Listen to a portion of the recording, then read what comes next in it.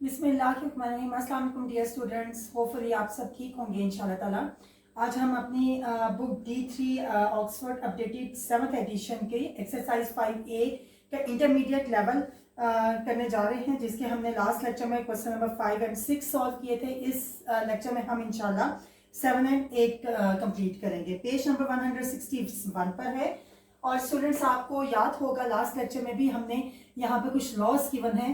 5 laws हमारे पास हैं जिस हमने यूज करते हुए अपने क्वेश्चन को सॉल्व करना है। ये लॉज आपको याद भी होंगे, अदरवाइज ये आपके बुक्स पर भी गिवन है और मैंने डिस्क्रिप्शन में भी इसका लिंक दे दिया है। तो आइए स्टार्ट करते हैं। Question number 7, simplify each of the following. यहाँ पर स्टूडेंट्स हमारे पास 4 पार्ट से इसके गिवन है और ये बिल्कुल हम लोग लास्ट पार्ट की तरह ही करेंगे। इसमें जस्ट थोड़ा सा आपका डिफरेंस है, वो हम देख लेते हैं कि हम किस तरह से करेंगे। यहाँ इस पार्ट में हमारे पास जो लॉज यूज हो रहे हैं that are law number 4 and law number 3। So students, it's ab² whole power 3 multiply by 2a² whole power 3। तो सबसे पहले स्टूडेंट्स हमने ये देखा था कि हमें अपने जो यहाँ पर जो विद इन ब्रैकेट जो हमारे पास टर्म्स हैं उनको हमने सबसे पहले सॉल्व करना है। सो स्टूडेंट्स, ये जो 3 है ये तो हमारी होल पावर है। इट मीन्स कि ये पावर हमारी a पर भी है और ये पावर हमारी b पर भी है। It's already b² whole power cube है इसकी, मल्टीप्लाई बाय, इसी तरह से स्टूडेंट्स हमारा 2 पर भी क्यूब है, देन a² इस पर भी क्यूब है एंड देन b पर भी हमारा क्यूब है।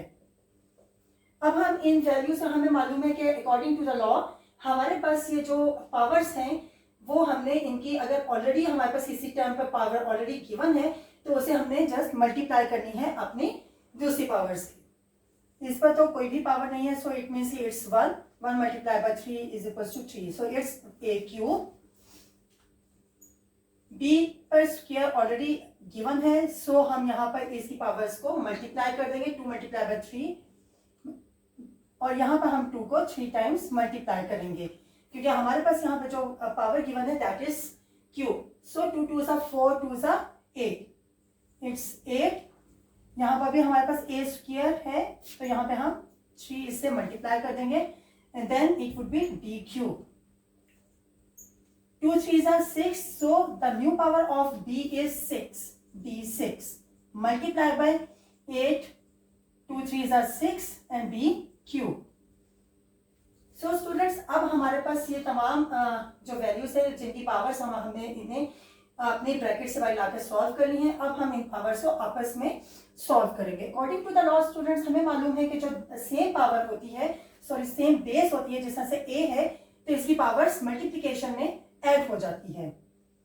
ये एक कांस्टेंट वैल्यू है, सो स्टूडेंट्स ये एज इट इज होगी क्योंकि यहाँ पे कोई भी कांस्टेंट वैल्यू गिवन नहीं है। इट मींस इट्स 1, सो 8 1 8।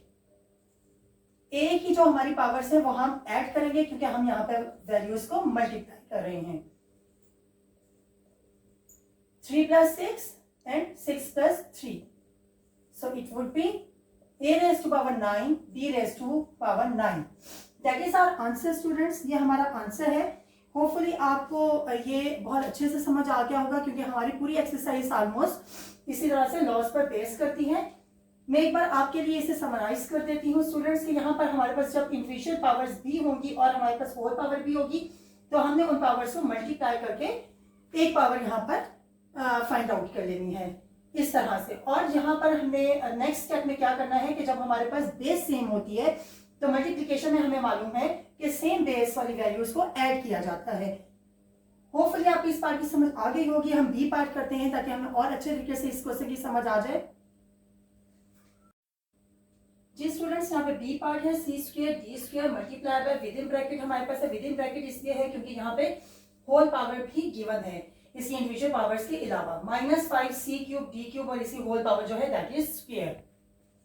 तो चलिए इसे स्टार्ट करते हैं। ये टर्म हम एज इट इज लिखेंगे क्योंकि इसके ऊपर और मजीद कोई भी पावर गिवन नहीं है जो कि हम इसे सॉल्व करेंगे। यहाँ पर भी स्टूडेंट्स हम लॉ 4 और 3 ही अप्लाई करेंगे। तो देखिए हम इन टर्म्स को थोड़ा सा अलग करके लिख लेते हैं ताकि हमारे लिए इजी हो जाए इसे सॉल्व करना। लाइक दिस, ये फिलहाल एज इट इज आएगी। -5 multiply by -5 it would B 25। और हमने ये बात लास्ट लेक्चर में भी काफी बार रिपीट की है कि जब भी आपकी पावर इवन होगी देन जो हमारे पास माइनस में अगर कोई टर्म है तो वो पॉजिटिव हो जाएगी, बट अगर आपकी पावर ऑड होगी तो यहाँ पर हमारे पास minus sign as it is आएगा। यहाँ पर हम इनकी पावर्स को मल्टीप्लाई कर देंगे।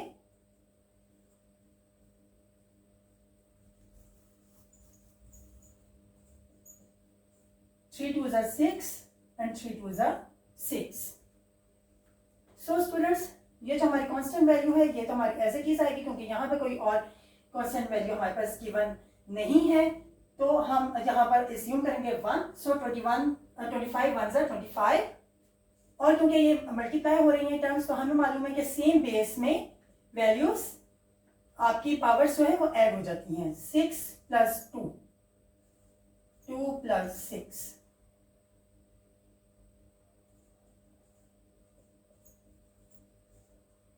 इट वुड बी 8, और ये भी 8 होगा। So it's answer of this part. जी स्टूडेंट्स, की पार्ट है यहाँ पे थोड़ा सा डिफरेंस है लास्ट पार्ट से क्योंकि वहां पे हम मल्टीप्लाई कर रहे थे अपनी टर्म्स को, यहाँ पे हम इसे डिवाइड करेंगे। तो आइए यहाँ पर भी हम देखते हैं हम किस तरह से सॉल्व करेंगे। लॉज जो हमारे यहाँ पे फॉलो होंगे that are law 4 and law 3। इसी तरह से स्टूडेंट्स हम सबसे पहले अपनी टर्म्स को सेपरेट करके उसकी पावर्स जो है वो फाइंड आउट कर लेंगे। देखिए यहाँ पे हमारी जो पावर है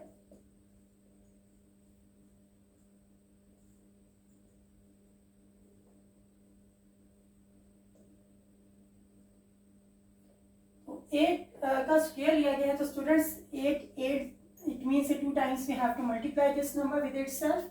8 8 ज़ा 64, e raised to power 5 2 ज़ा 10, f raised to power 3 2 ज़ा 6, डिवीजन का साइन एज इट इज आएगा फिलहाल, देन 3 3 ज़ा 9 और f क्यूब हो जाएगा। सो स्टूडेंट्स इस तरह से यहाँ पे वहां पे मल्टीप्लाई हो रहा था बट यहाँ पे ये डिवाइड हो रहा है। आप इन पावर्स को इन टर्म्स को इस तरह से भी हम फ्रैक्शन की फॉर्म में भी लिख सकते हैं ताकि हमें इजीली इस चीज की समझ आ जाए कि हम ये किस तरह से कर रहे हैं। सो स्टूडेंट्स, इट्स अ फाइनल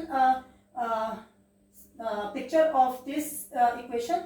अगर हमें आप इसे सॉल्व करेंगे तो हमें मालूम है कि जिस तरह से लास्ट पार्ट्स में हमने मल्टीप्लिकेशन केस में सेम जो हमारी बेस थी वहां पे हमने अपनी पावर्स को ऐड किया था, तो डिवीजन में हम यहाँ पर सिर्फ ये करते हैं कि उन सेम बेस की जो पावर्स उनकी पावर्स होती हैं वो हम माइनस करते हैं। 64 एज इट इज आएगा क्योंकि यहाँ पे और कोई कांस्टेंट वैल्यू नहीं है जिसे हम मजीद सॉल्व करें। सो सेम जो हमारी बेस है दैट इज ई 10 - 9, क्योंकि डिवीजन में हम माइनस करते हैं पावर्स को।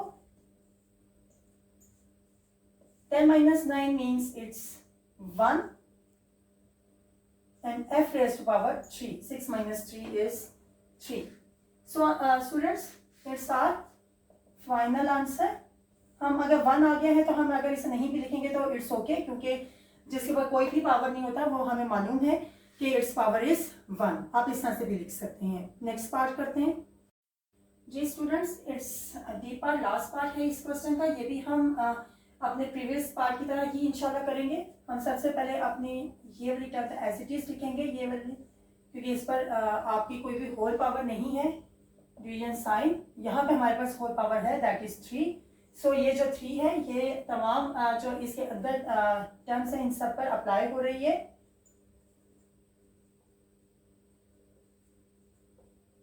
तो हमने इसे जस्ट सेपरेट करके लिख दिया ताकि हम अपनी वैल्यूज इजीली फाइंड आउट कर सकें। -2 को हम 3 टाइम्स मल्टीप्लाई करेंगे क्योंकि इसकी जो पावर है इट्स क्यूब। हमने अभी बात की थी लास्ट पार्ट में कि जब भी हमारी पावर ऑड में होगी तो यहाँ पे अगर कोई भी नेगेटिव टर्म होगी तो इट वुड बी नेगेटिव, क्योंकि ऑड में जब होता है पावर तो फिर हमारी नेगेटिव ही हमारा आंसर आता है। -8, 2 2 ज़ा 4 2 ज़ा 8, और इसके साथ नेगेटिव साइन लगेगा। 3 3 ज़ा 9 हो जाएगा, लेकिन हम एक थोड़ा सा एक्स्ट्रा स्टेप कर लेते हैं।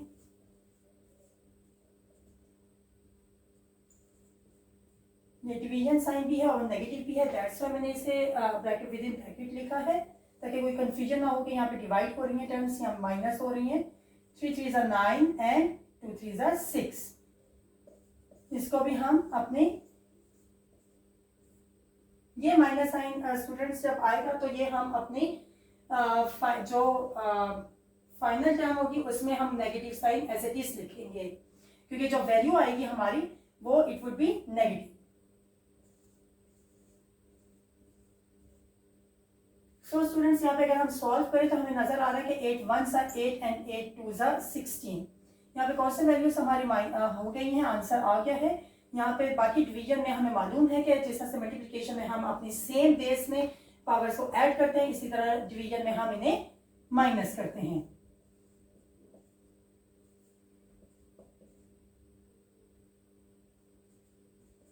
हमें मालूम कि 8 - 9 इट मीन्स के इट वुड बी -1, क्योंकि स्मॉलर वैल्यू से ग्रेटर नंबर हम माइनस नहीं कर सकते। सो जो आंसर आएगा वो नेगेटिव में आएगा।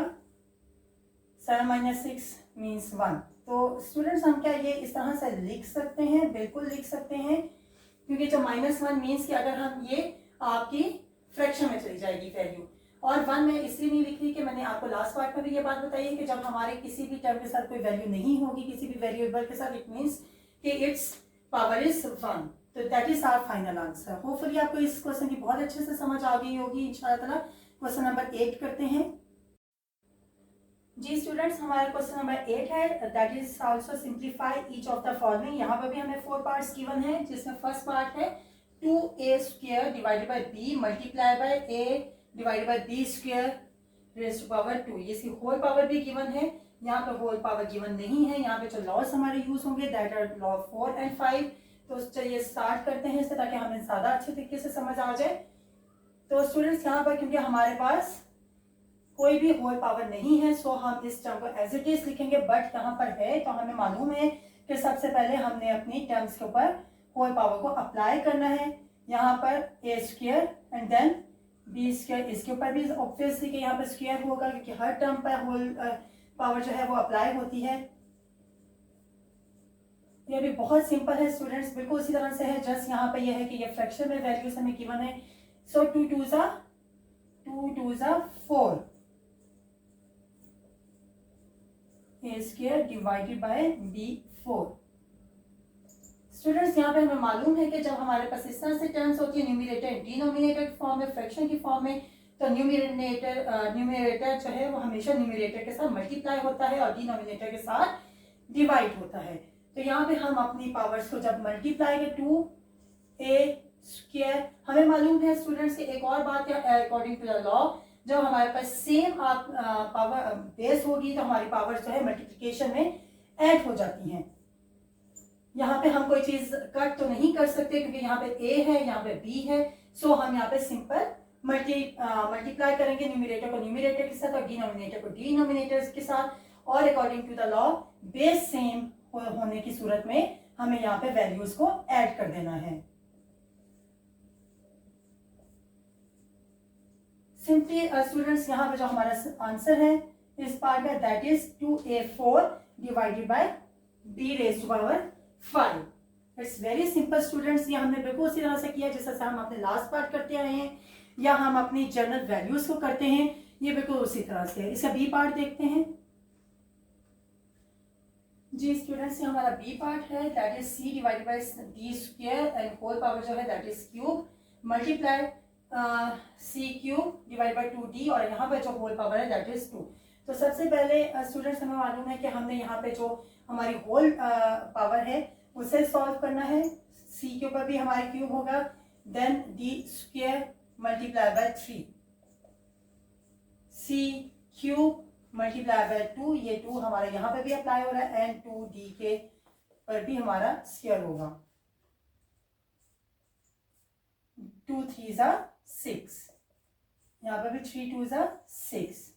और स्टूडेंट्स यहाँ पे हमारा इन दोनों टर्म्स के ऊपर स्क्वायर अप्लाई होगा। जब हम इसे सॉल्व करेंगे तो हमारी जो न्यू इक्वेशन होगी it would B 2 2 4 and d²।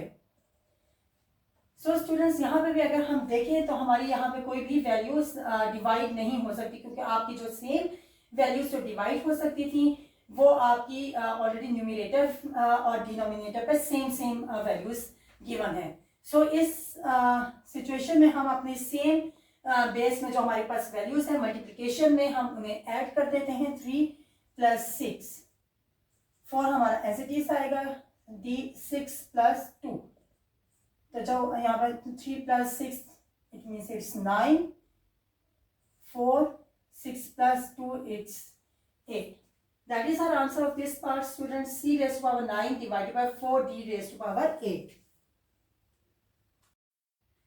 Ji students, यहाँ पे हमारे पास जो पीछे आंसर है आपकी बुक पर, वहाँ पर यहाँ C raised to power 9 4 D raised to power 9 given है, बट यहाँ पर जो हमने सॉल्व किया है तो आपने खुद भी देखा है कि यहाँ पे हमारे पास D raised to power 8 ही आ रहा है, so it's a correct answer.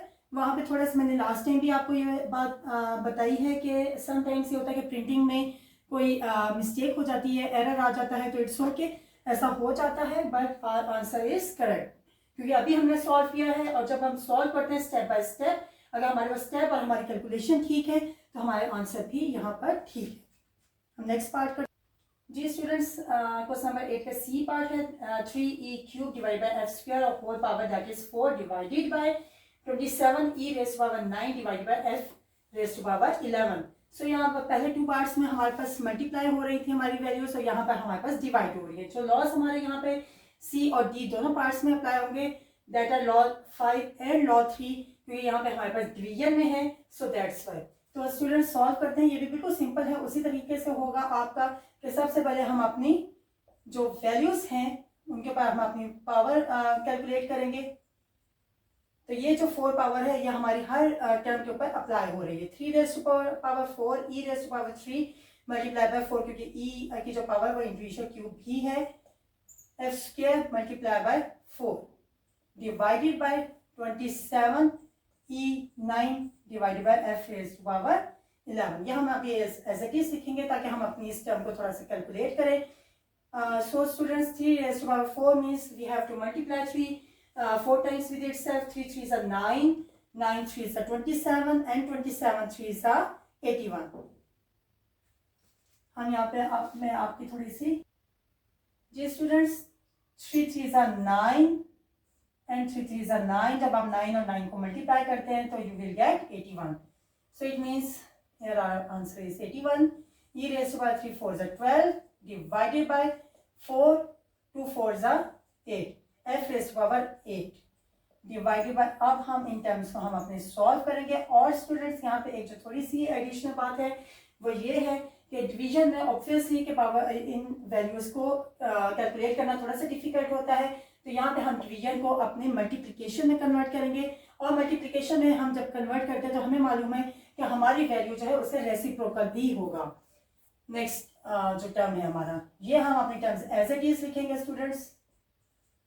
हम इस साइन को मल्टीप्लिकेशन में कन्वर्ट कर रहे हैं, और जब भी हम इसे कन्वर्ट करते हैं तो हमारी जो नेक्स्ट टर्म होती है हम उसका रेसिप्रोकल लेते हैं। ये इसका इफेक्ट होता है जो कि नेक्स्ट टर्म पर होता है, जैसे कि आप फिजिक्स में भी ये चीज पढ़ रहे होंगे, पढ़ेंगे, आगे भी पढ़ेंगे, साइंस में पढ़ा होगा कि every action has a equal and opposite reaction. यहाँ पे जो न्यूमिनेटर था वो डिनोमिनेटर हो गया, डिनोमिनेटर आपका न्यूमिनेटर हो गया। अब हम इन्हें सॉल्व करेंगे। सो स्टूडेंट्स, यहाँ पे सॉल्व करना बहुत इजी है कि हमें मालूम है कि 27 एंड 81 जो है 27 1s are 27 and 27 3s are 81 होते हैं। आपको इजी करने के लिए मैं यहाँ पे मल्टीप्लाई करके भी 3 7s are 21, 3 2s are 6, 6 में 2 ऐड करेंगे कैरी का तो इट वुड बी 81। और चीज स्टूडेंट्स, हमने ये बात की थी कि हम अपनी वैल्यूज को यहाँ पर मल्टीप्लाई हो रहे हैं, और सेम वैल्यूज जब आपकी होती हैं तो आप उसको कैंसिल कर सकते हैं। तो यहाँ पे देखिए f और f है हमारा, और डिवीजन में हम अपनी वैल्यूज को माइनस करते हैं। जी स्टूडेंट्स, यहाँ पे हमने अपनी वैल्यूज कैंसिल किया, 27 1s are 27 and 27 3s are 27, और हमने देखा कि 27 को अगर हम 3 टाइम्स मल्टीप्लाई करें देन वी विल गेट 81। तो स्टूडेंट्स, यहाँ पर हमारे पास जो इसको कैंसिल करने के बाद जो टर्म इक्वेशन बनती है वो that is 3e raised to power 12 multiply by divided by f raised to power 8 multiply by f raised to power 11 divided by e raised to power 9। यहाँ पर स्टूडेंट्स, हमने एक और बात भी हमने लास्ट पार्ट में की थी कि जब हमारी वैल्यूज इस तरह से फ्रैक्शन में होती हैं तो हमारी वैल्यूज कैंसिल होती है न्यूमिनेटर एंड डिनोमिनेटर में, और हमारी न्यूमिनेटर और डिनोमिनेटर आपस में मल्टीप्लाई होते हैं। पहले तो हमारे पास इस तरह का केस नहीं था क्योंकि आपकी वैल्यू सेम लेवल पर थी, जो सेम बेस के साथ थी, लेकिन यहाँ पर आप देखें तो आपकी न्यूमिनेटर और डिनोमिनेटर में सेम बेस के साथ वैल्यूज अवेलेबल है। सो यहाँ पे स्टूडेंट्स हम उसी तरह से करेंगे कि हमारे पास जो सेम बेस है वो हम साथ कर लेंगे, और जो सेम बेस में हम ये हमारी क्योंकि डिवाइड हो रही है तो जब ये ऊपर जाएगी तो ये माइनस हो जाएगी।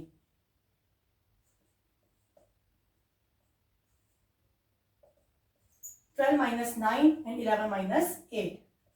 12 में से 9 हम माइनस करेंगे, वी विल गेट 3, और f में से जब आप f की जो पावर है 11 minus 8, then you will get 3।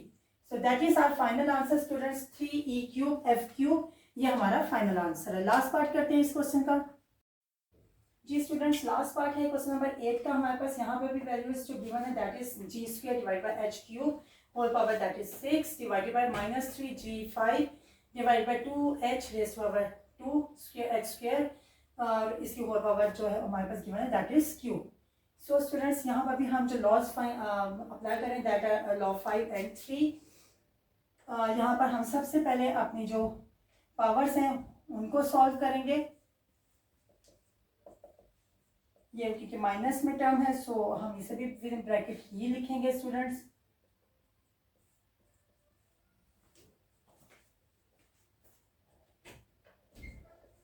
Six to ज़ा 12 डिवाइडेड बाय 3 6 ज़ा 18। हमने यहाँ पे अभी बात की स्टूडेंट्स के जब हमारी पावर और में होती है तो नेगेटिव जो नंबर होता है वो नेगेटिव में ही आंसर आता है। जैसे मैं थोड़ा सा आपको यहाँ पे भी बता देती हूँ। देखिए यहाँ पे अगर हम मल्टीप्लाई करेंगे तो जब पॉजिटिव पावर होती है तो वो ऑलवेज मल्टीप्लिकेशन में नेगेटिव साइन पॉजिटिव हो जाता है। जब ये -3 मल्टीप्लाई होंगे इट वुड बी +9 पॉजिटिव 9, और जब ये मल्टीप्लाई दोबारा से होगा -3 के साथ तो देखिए 9 3 सा 27 होता है। लेकिन मल्टीप्लिकेशन में भी जो हमारे साइन है वो हमारे मल्टीप्लाई होंगे, प्लस माइनस ऑलवेज माइनस होता है। सो ये याद रखिएगा हमेशा कि जब भी हमारी पावर ऑड में होगी तो नेगेटिव नंबर का आंसर भी हमेशा हमारा नेगेटिव होगा, बट अगर पावर इसकी पॉजिटिव इवन होगी तो हमारा आंसर ऑलवेज पॉजिटिव होगा। सो यहाँ पे जो हमें मिलेगा 3 3 ज़ा 9 3 ज़ा 27 -27, 5 3 ज़ा 15 और 2 2 ज़ा 4 2 ज़ा 8। 3 टाइम्स आप 2 को मल्टीप्लाई करेंगे तो यू विल गेट 8, 2 3 ज़ा 6। स्टूडेंट्स, यहाँ पे हम डिवीजन साइन को अपने मल्टीप्लिकेशन साइन में कन्वर्ट करेंगे, और हमारा यहाँ पे नेक्स्ट टर्म का रेसिप्रोकल जो होगा डिनोमिनेटर न्यूमरेटर बन जाएगा और न्यूमरेटर आपका डिनोमिनेटर में कन्वर्ट हो जाएगा। सो अब हम इसे सॉल्व करते हैं। जी स्टूडेंट्स, हमारे पास जो फाइनल टर्म आई थी वो ये थी, और आगे मैंने इसे सॉल्व किया है तो हमने ये बात की थी कि जो हमारी सेम बेस पावर्स होती हैं हम उन्हें मल्टीप्लिकेशन में ऐड करते हैं बट डिवीजन में हम उन्हें माइनस करते हैं। तो यहाँ पे देखिए डिवाइड हो रही हैं और ये ऊपर जाके ऑब्वियसली माइनस हो जाएंगी। तो g raise to power 12 minus 15, h raise to power 6 minus 18 divide by 27 ऐसे चीज आएगा और माइनस में ये टर्म चली जाएगी। तो जब हम इसे सॉल्व करेंगे स्टूडेंट्स तो हमारा जो आंसर होगा it would be g raise to power -3, obviously क्योंकि 12 जो है वो स्मॉलर वैल्यू है पॉजिटिव में और नेगेटिव में ग्रेटर वैल्यू है। तो हम इस तरह से जब स्मॉलर नंबर में से ग्रेटर नंबर हम माइनस करते हैं तो हमारा जो आंसर होता है ऑलवेज नेगेटिव होता है। इसी तरह से 6 माइनस 18 इट मीन्स के हम यहाँ पे भी 12 बट इट वुड बी -12 क्योंकि स्मॉलर में से ग्रेटर नंबर माइनस कर रहे हैं। सो स्टूडेंट्स, हमें ये भी मालूम है कि जब हमारी कोई भी पावर नेगेटिव में होती है तो वो हम अपने डिनोमिनेटर में इस तरह से पॉजिटिव करके लिख सकते हैं। तो हमारा जो फाइनल आंसर होगा it would be -8 divided by 27 g cube h raise to power 12। Hopefully आपको बहुत अच्छे से इस लेक्चर की भी समझ आ गई होगी। यहाँ पे हमारा इंटरमीडिएट लेवल भी कंप्लीट हो जाता है। लाइक करें, कमेंट करें, शेयर करें, अपना बहुत सा ख्याल रखें। इंशाल्लाह नेक्स्ट लेक्चर में मिलेंगे। अल्लाह हाफिज़।